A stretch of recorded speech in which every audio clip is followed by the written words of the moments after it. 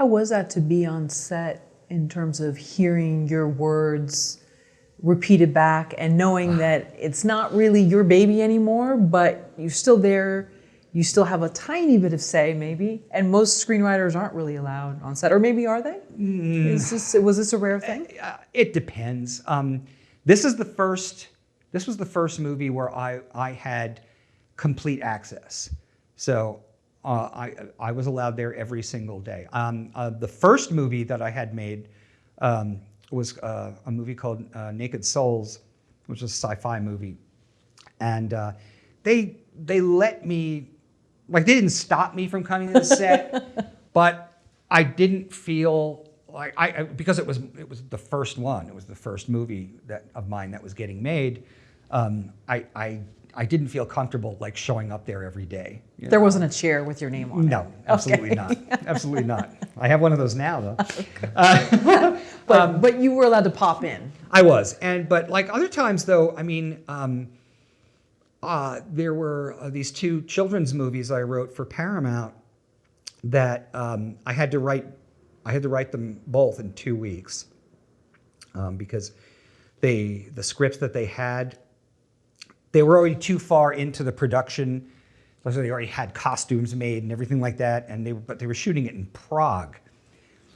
And these scripts just weren't working. And so they hired me to write two scripts, the first one and the sequel. They were going to shoot back to back in 2 weeks. So the first week, I wrote the first one. Second week, I wrote the second one, sent them off to Prague, and never saw any footage of it until the movies came out on VHS. So for this one, you were allowed on set, yeah, and you felt like you were welcome. I was, which is probably a very rare thing. Yeah, well, I mean, it helped that Todd Traina, was one of the producers. Sure. And I think that John Asher was so surprised and delighted that I knew his dad. That we got along right away, and there were rules set up, like if I had a thought, I had to go to him with it. I couldn't go to the actors. That's just chain of command, of course, right? And I understood that and respected that. Sometimes the actors didn't understand that. God, I love Rachel Boston so much. She's the lead in the movie, and she's become a very dear friend, and I love her to death. But she almost got me in trouble one day because I was outside. We were shooting at this country club out in like Arcadia, really fancy place, and it's the wedding reception scenes. And so they were in there, and it was kind of a tight room. So I said, I'll just watch it on Video Village, or it's out, whatever. And I'm outside, and so one of the PAs comes up and goes, you've been requested on set. So I go, oh, right, flying in, right? When you're requested on set, you get there as fast as you can. And I get there, and I go through these open doors like this, right? I come in like this, and Asher just looks over at me and goes, what? What do you want? And I was like, I was summoned? And Rachel's just like, oh, I'm sorry, I wanted to ask Frank a question about my character. And I was just like, interesting. That's who you ask. ask John Asher, right? And I wasn't saying that to embarrass her. I was just trying to, I didn't want John to be mad at me. But it was all good. It was fine, Yeah. But that's, those are things you have to understand too, if, especially if it's your first movie. Learn the rules quick. Know who everybody is fast, because you don't want to be saying the wrong thing to the wrong person. Right. And that's just stuff that you learn from being on sets. And luckily, I had been on sets in other capacities over the years so I knew most of those rules already. Right, and plus this, not only did you know his dad, but his dad was instrumental in creating this film in some sense, because you stayed and you remained just doing screenwriting, whether you took a break to do animation, whatever. Yeah. You felt, because of that one conversation, okay, I'm going to keep going. This Yeah. guy's not blowing smoke. I'm Yeah. going to stay. Yeah. And so that was just, it's very interesting. Yeah, no, without a doubt. And it was so cool. I got to meet on set on I Hate Kids. I met John's sister, Rebecca. And Rebecca is Elizabeth Montgomery's daughter. And she's she's a terrific director. She directs a lot of sitcoms, a lot of television work. So she took after her dad also. Interesting. And so I got to tell her the story too. So it was really cool. This was a perfect storm basically for this film. Yeah. Do you ever think about, I may never, not that you won't sell a script again or have a movie made, but in terms of it being this very special dynamic, that this might have been, it's kind of a one in a million type of thing for many people? Yeah, I think so. I think that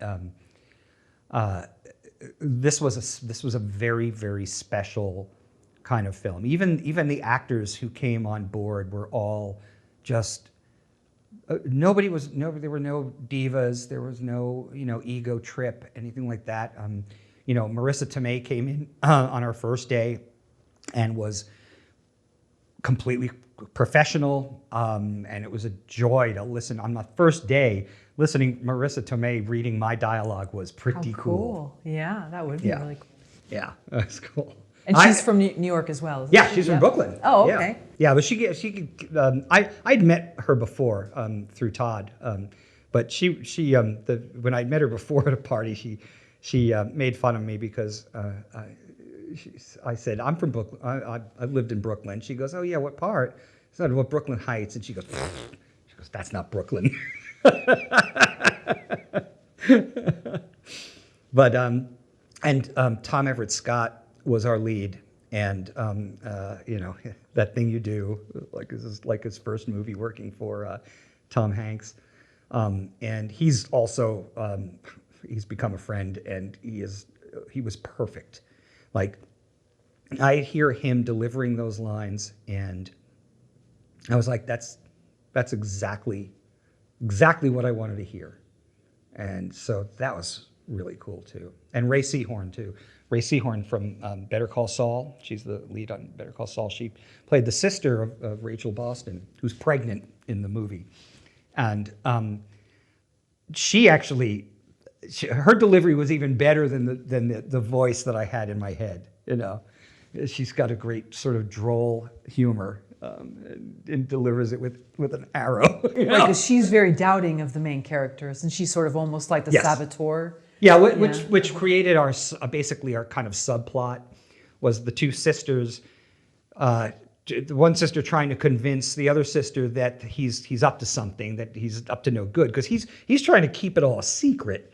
He doesn't want them to know about his illustrious past and what if sort of a ladies' man he was back then. And the fact that he is a kid when he thinks that that if his fiance doesn't want children, so this could put a monkey wrench in everything, which is why he's going to these extremes to try to get this figured out in 3 days.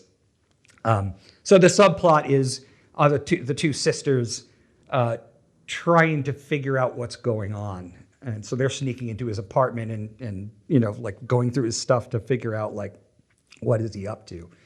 And it all works. It all works as any good screenplay does, where you've got your different plots that are running, perpendicular to each other, and at some point they have to dovetail in. Sure. And but it took us years to get that right. Years.